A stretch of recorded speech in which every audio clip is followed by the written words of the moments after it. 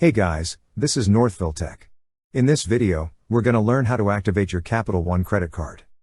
Open the website capitalone.com/activate. On this page, you will see two options, Sign in and Activate, and Enroll and Activate. If you don't have a Capital account, click on Enroll and Activate.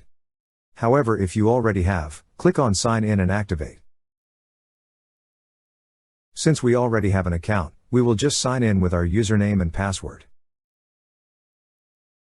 At the upper part of this page, you will see a blue text that says, "Activate it here so you can start using it today."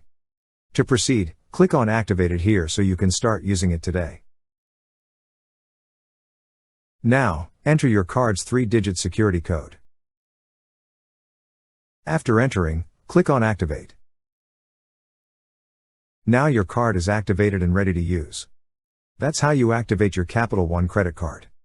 Thank you so much guys for watching, and if you have not yet subscribed to our YouTube channel, please subscribe to our YouTube channel as we create tech videos related to financial apps almost every day. Also, check out our website northvilletech.com for great tech articles, and our recommended resources in the description below for various sign-up bonuses.